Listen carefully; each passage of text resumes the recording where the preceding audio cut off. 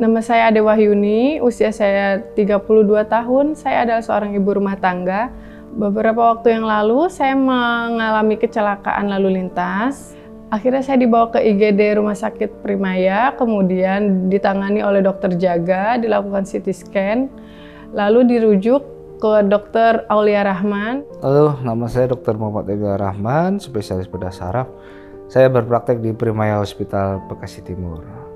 Ibu Ade ini kecelakaan tertimpa muatan truk ya, dan saya dilaporkan oleh dokter jaga bahwa ada pasien perempuan muda usia awal 30 tahun terdapat patah pada sendi leher. Jadi di CT scan itu ada sedikit perdarahan otak ya, tapi sangat minimal. Nah, tapi saat itu saya coba lihat lagi di bagian leher, ternyata di persendian nomor 56-nya itu ada sesuatu yang nggak normal, dan sejalan juga dengan keluhan pasien, yaitu ada keluhan di arah tangan. Saya curiga itu ada HNP atau saraf kejepit akibat proses kecelakaan, maka disarankan untuk dilakukan MRI pada saat itu juga. Dari hasil MRI memang terdapat jepitan pada nomor 5 dan nomor 6 akibat proses trauma atau kecelakaan itu sendiri. Jadi bantalan tulang belakangnya tuh rusak dan menekan ke arah saraf, yang mana saraf 5 nomor 6 tuh sangat sering terjadi kerusakan memang di situ. Jadi karena ada penekanan di saraf nomor 5 dan nomor 6 dan penekanannya itu dari arah depan, itu lazimnya adalah dilakukan tindakan ACDF. Jadi kita ganti bantalannya dengan suatu yang rigid sehingga tulangnya menyatu dan jepitannya itu lepas. Tapi pasien ini usianya masih muda, masih 32 tahun.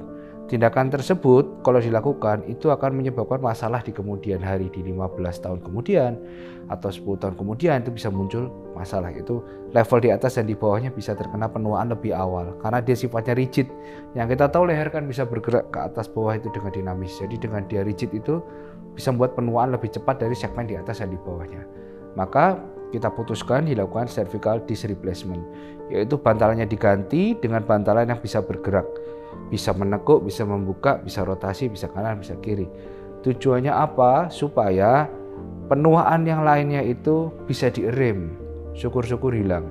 Walaupun secara literatur tetap bisa terjadi penuaan di atas dan bawahnya, tetapi resikonya lebih kecil dibandingkan dengan tindakan yang saya sebutkan tadi.